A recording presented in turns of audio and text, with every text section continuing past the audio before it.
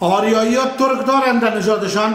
آریایی ها ترک دارن ممکن در داشته نژادشان؟ باشن، ما چی کار داریم که دارن ندارن؟ همین استدلال استاد چه و بعد از این یادم نمی‌فهمی؟ حرف بزن. حالا وقتی بین صحبتاش می پرخاش میشه یادم نمیخواد که مثال در بین صحبتاش کس گپ ده. من از نسل آل شمسه هستم، همه قبل بفهمید بحثات است. من نمیفهم که اصلا بحثم در کجا بود.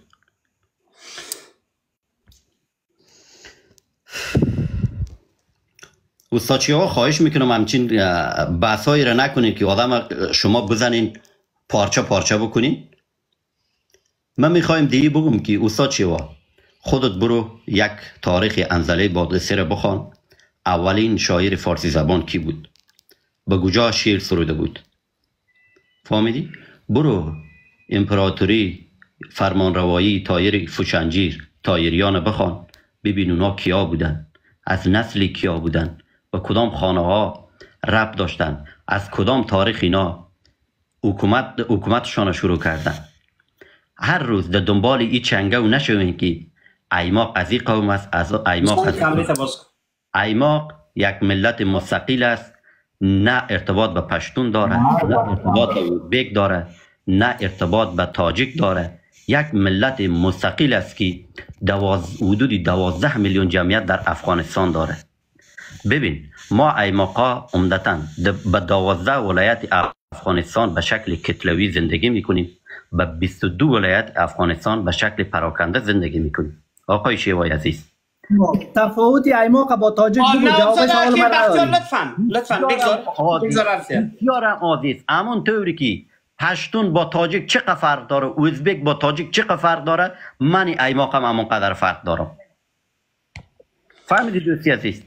سپاس آقای ایماق. استاد شیوا مایکتان باز کنین. دوستی عزیز پشتون و ازبک ببین یک اجازه بدی. پشتون و ازبک تفاوتش با تاجیک زبانش هست. پشتون و ازبک تفاوتش با تاجیک زبانش هست. او در زبان ازبکی گپ میزنه، اوش در زبان پشتو گپ میزنه، ولی تاجیک در زبان فارسی در این گپ میزنه. ببین تفاوت هدف اینا که تفاوت ایماق و تاجیک چی است؟ اون نوبت استاد شیوا نیست. نوبت استاد شیوا است. لطفاً مایک بسته. خیر نه با نمیادم گپ بزنم. نه استاد شیوا مایک باز نکنید میذارم یه حرفش تکمیل شود. زبانی مرا اصلیتون تغییر نمیده، زبانی مرا قومیتم چی میکنه تعیین میکنه. تو نمی پشتون نویزم بیار بالا. پشتون نویز زبانی مرا ببین زبانی مرا پشتون نویز ما به زبان ازبکی کاملا نه اصلا تو اشتباه میگیری. تو اشتباه میگیری. یک دقیقه اینا رو مایک بسته کو، من برات میگم. ببینید دوستان، مردم فکر میکنه که زبان یعنی یک چیز بی ارزش، وسیله افهام و تفهیم. زبان شناسه است، زبان شناسنامه است، زبان هویت است. ببین وقتی که اینم یک کودک دو ملیت، دو قوم، دو چی نژاد با هم مخالف، اسرائیل و فلسطین، عرب با اسرائیل، تو یک کودک نوزاد اسرائیلی را ببر در درون فلسطین تا سن 6 سالگی سر زبان بیارش، در زبان عربی فلسطینی گپ میزنه، دیگه او تبارش قطعا مهم نیست، دیگه تبارش اسرائیلی نیست، تبارش عبری نیست، زبانش عبری نیست، زبانش و اونمو کودک در زبان عربی گپ میزنه، یک عرب است. هیچ کس نمیگه پدر ازی نتانیاهو بود یا کسی دیگه بود، میگه اینمی یک کودک فلسطینی است. حتی دینش کاملا تغییر میده زبانش. تو تا هنوز چی را خواندی عزیزم؟ چی را میفهمی؟ ببین ما وقتی که میگیم سلطان صلاح الدین، خودت گفتی انزلی بادغیسی را اولین شاعر زبان فارسی، نه کاملا اشتباه میگی. اولین شاعر زبان فارسی رابعه بلخی است. گوش کن، رابعه بلخی است که در زبان فارسی در این اولین شعر رابعه بلخی گفت. عرب است تو پوشون نگه. قطعا یک دقیقه تو گوش کن. تو خواهشن تو سواد نداری من نگو. پدرش یک دقیقه پدرش که او را یک دقیقه مایک تا بسته کن. پدرش که او را زین العرب میگفت از ناز، به معنای از اینکه این دختر در زبان عربی تسلط داشت. پدرش کعب قصداری و مادرش کاملا بلخی. دختری که پدرش در سیستان و در بلخ و در ماورالنهر حکومت کرده بود کعب قزداری. تو برای من پیشینی رابعه بلخی و تاریخ ادبیات افغانستان یاد نکو. انزلی بلخی اولین سخنور زن پادریسی است. خودت بگو کی هستی؟ رابعه بلخی یک دقیقه. رابعه بلخی در تمام آثارش تنها یک سطر بیت عربی داره، یک مصرع فمن تکبر یوما فبعد عز و ازل. این مقدار یک مصرع شعر عربی. آیت اشتباه کل زندگیش رابعه بلخی داره. آیت اشتباه. این آیت نیست، این آیت نیست، این قرآن نیست. این یک مصرع شعر رابعه بلخی است. فمن تکبر یوما فبعد عز و ازل. فهمیدی؟ تو بیسواد هستی، تو مثل شعر رابعه بلخی را با آیت قرآن یکسان میدانی. تصویر میزنه. شاید تو رادیوی عربستان رو بشنوی بگوی والا قرآن شریف خوانده است. تو در حد خودت باش، این گپا را نزن. فهمیدی؟ و آنچه را که تو میگی با من با این ادعا که گویا ما سلاطین ما از اولاده های سلطان غیاث الدین هستیم، دروغ نگو، تهمت نگو. همون رقم تو خودت که گفتی سربازا و لشکر ما کمیادم بسته کو فروتن، ما کمیادم بسته کو نام علاءالدین بد نکو، نام سلطان غیاث الدین بد نکو. گپای لوده میزنی. من تو را گفتم در ویدیوم که گپای لودگی نزن. ببین شما را اصلا کس با دور از ساحه پوشش تاجیک، اصلا کس دم نیمه هم گفته مردم چی نمیکنه. این مقدر نقطه شما کی هستین؟ میایین لوده خدا ما ایماق هستیم، قیماق هستیم، قلپاق هستیم گفته رایستین. میایین نام سلطان سلطان غیاث الدین غوری را بد میکنه. کلبچه استفراغ شده علی فایق روانی. استاد چه آنچه که میگه گپ فهمیده بزن. میاد چه میگه یک گپ سایکو. نه یک گپ از کدام یاد گرفتن؟ یک گپ ببینین اینمی آدم فروتن یک دقیقه فروتن. ببین یک گپ از کدام یاد گرفته؟ ما در 12 ولایت اکثریت هستیم، در 22 ولایت دیگه در میوریت و پراگندگی زندگی میکنیم. این را کدام برش داده یاد دادن. ما در ولایت سرپل، فاریاب، شبرغان در اینجا اکثریت هستیم، در غور، در بادغیس. در دیگه ولایات پراگنده زندگی میکنیم. ایماقا عبارت از اولاده های سلطان غیاث الدین غوری، سلطان فلانی کلی گپای دروغ چرند چرت پرت. بکش سند برای من. سند نداری، من زبانم از تو میگیرم گم میشی. گپ زده نمیتونی، نان و هویت گفته نمیتونی. میایی در لایفا گفته مردم از حدت بالا گپ میزنی، بیسواد، زبانتون توتالا سین گفته نمیتونی، سین میگی، باز میایی گپ میزنی لوده که والا ای طور است که ما ای توستیم او توستیم. تو برو اونم رقم اونم کاندوم فایق بودی در روی سرک فرانسه آلمان کشیده بودید، صدا میکردی که قوم افغان تروریست است، حالا میگه من استعمال شدم. تو که اگر خرد میداشتی چرا استعمال میشدی؟ احمق. میایم ما ایما قصد قیماق من نظر ما این رقم از آقای فروتن هم پیشترم گپ کم بود. تاوید نکنی آقای فارسی منطقی تر صحبت ما گپ معلوم است که توهین کنم. نظر ما ایست بر اندازه درباره از این اشخاص گپ بزنین مشروعیت پیدا میکنن. بالا را دمین پسشان کنیم. من کلان از اینار در کابل میشناختم به نام فضل کریم ایماق. از ولایت کندوز بود. دفتر احمد ضیا مسعود کار میکرد به حیث مشاور. توهین نکن. دروغ نگو. برادر ما توهین چی کردیم؟ شما بی سواد توهین چی را میگین شما؟ مردم احمق لوده. برو بی ناموس. نه پدر لعنت. فارسی نیوز. بی ناموس کثیف قطع میگپت. دوستای عزیز شما ما همین رقم بحث رشخندی را با قرآن اگر دیده باشیم. ما برادر یک عالم گپ داریم، ما کل شده دو دشنام شما بند میگین، یک بیسوت بچه را بالا میگیریم اجازه نمیدیم که از گپ بزنن. وحیدی بختیار آقای امان دوستای عزیز احساساتی نشیم، یکی اشتباهات خرد و ریزی یکدیگر را نادیده بگیریم.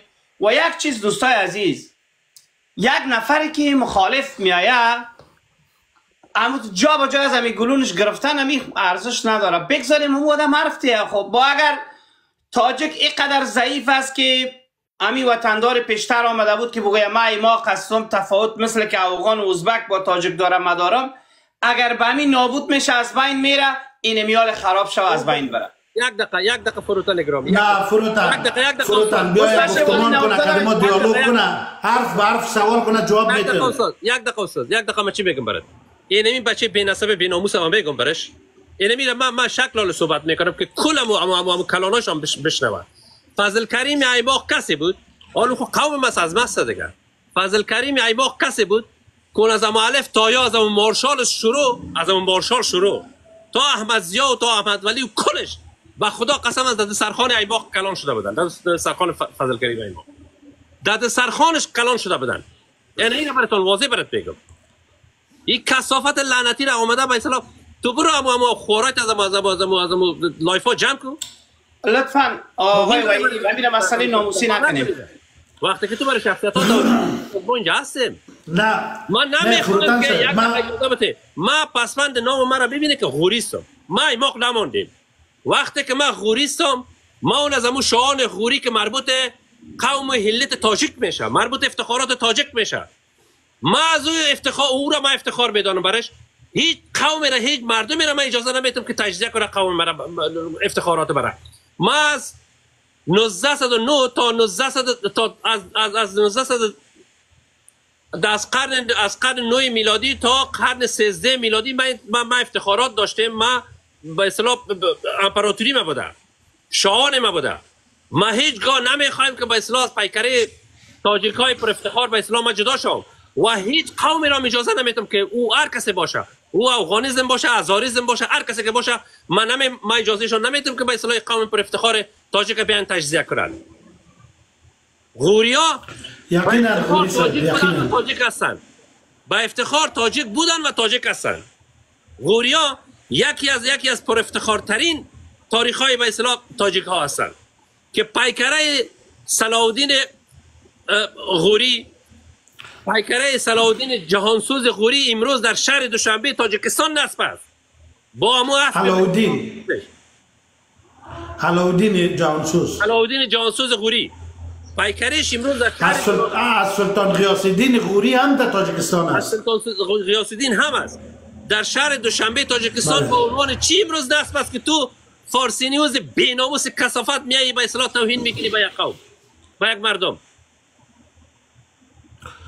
نه در تاجیک بودن از ما شک نیست، اونا تاجیک هستند با افتخار، تاجیک هستند. دودمان غوریا واقعا فیروزکویی در مجموع. حالا ببینید استاد شیوا امین نوازادرم اجازه بدید. من هدفم می بود که اگر هر گپی را میزنی برای ما اسناد رای کو، گپ هوایی نزن. من اینقدر خواستم اینمی بوده، آنچه که میگی برای ما اسناد رای کو. بگو در اینمی کتاب اینمی نوشته است این تاریخ خراسان، اینمی تاریخ خراسان، اینمی قوم ایماق آمده که اینمی سلاطین غوری کلا ایماق بوده. من قبول میکنم، میگم بله اینمی کتاب معتبر است، ولی کتاب موجود نیست. این گپای هوایی دیگه به درد نمیخوره. سپاس از اینکه باز هم ما را وقت دادیم و مبارک خراسانی سلام خوش آمدید میگیم. ببینید دوستای ارجمند، تقریبا یک 15-20 دقیقه که ما در اینجا بودیم دیکتاتوری شروع شده در اینجا. ضعف شما تاجیکا خود اینجا هستین که یک نفر که میاد با مخالفت با شما گپ میزنه، هر کدامتان از گرونش محکم میگیرن و میزننش. استاد شیوای محترم، اول به خودت، باز با وحیدی سه، باز با دوستای دیگه. استاد شیوا از افغانا یاد گرفتیم همین کارا. نه اجازه بدین استاد شیوا. ببین استاد شیوا، ما پشتونا و افغانا 99% ما بی سواد هستیم، 1% ما سواد داریم. اینو یاد داشته باش. وقتی که 1% ما گپ میزنه 99% ما مشنوه و لبیک میگه. اما امروز ببین اینی پلتفرم تاجیکان است، یعنی کل شیشته. یک نفر آمد گفت من ایماقنستان جور میکنم. داخل ناشده با مو هر چیز که شما میگین من به هیچ عنوان با شخص تعرض نمیکنم، سواد داره یا سواد نداره. این مربوط خود شخص میشه، اما یک چیز جور کرده، یک پلتفرم جور کرده. بیاین بگذاریم که یک 5 دقیقه مو گپ بزنه. بعد از 5 دقیقه گپ زدن نظر به مرفرین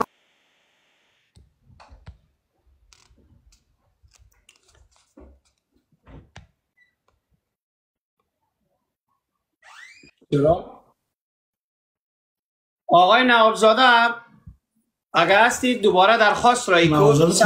من این وایت ها را پایین بندازم، برنامه مرا ریپورت زدن متاسفانه. آقای نوابزاده خب پیدایت کردم، بیا بالا.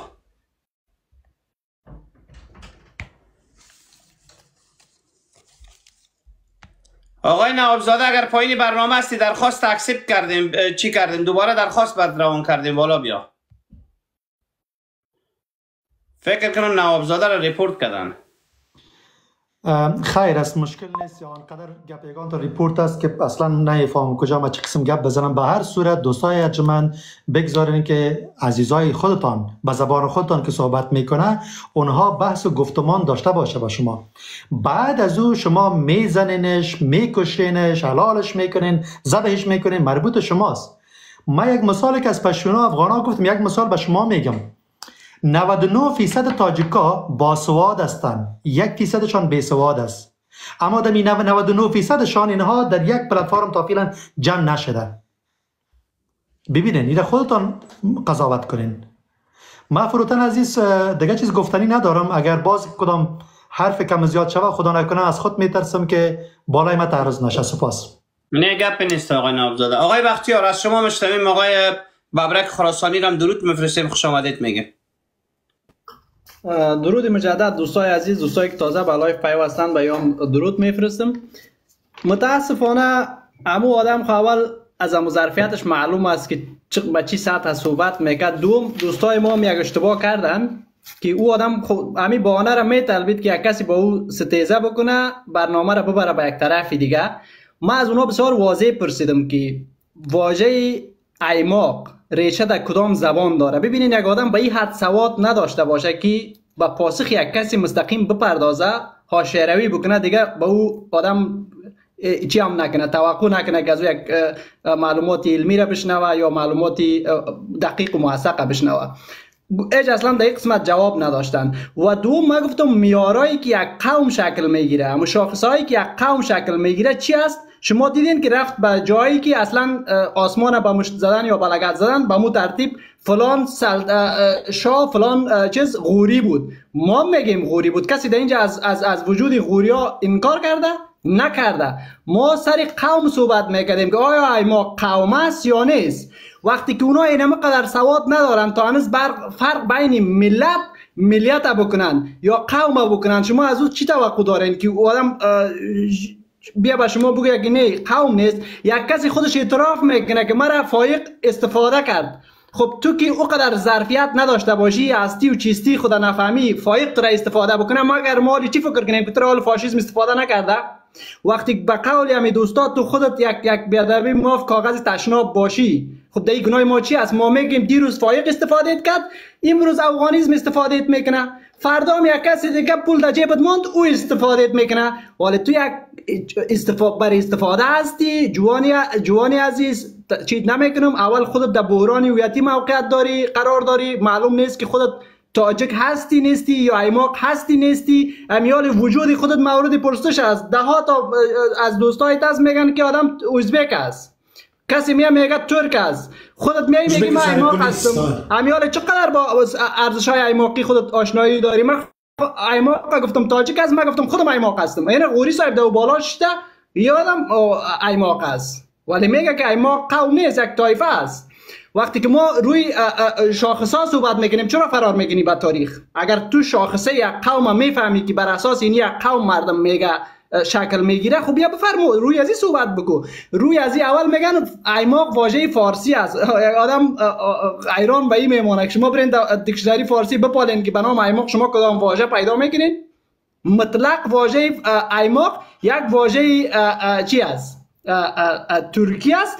در ضمنش برای اولین بار ای در دوران صفوی و تیموریا روی کار میآید استفاده میشه. معنایش هم قسمی که پیشتر ما یاد کردم طایفه معنا میده. فقط چرا ایماق میگفتن یک طبقه مردمه؟ دلیلشی بود که اونا زندگی نسبت به تاجیکا یک مقدار تفاوت داشت. کوچی نشین بودن و کوچی هم دوست ما غلط تعبیر کرد، مهاجر خطاب کرد، در حالی که نه، یک کسی که کوچی می باشه معنایش نیست که مهاجر است. این باید تفکیک شود.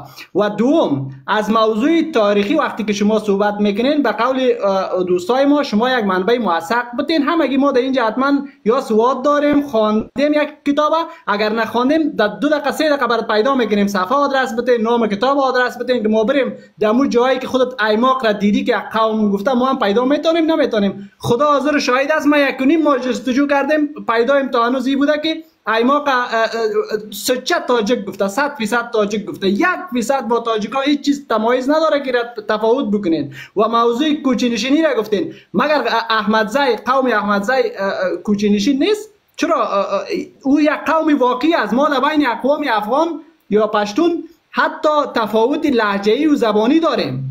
شما خودتان برین همین قبایل ببینین، در هر قبیله از خود یک کلان قوم داره، یک کلان، یک ارباب داره، یک کلان قبیله از طایفه است.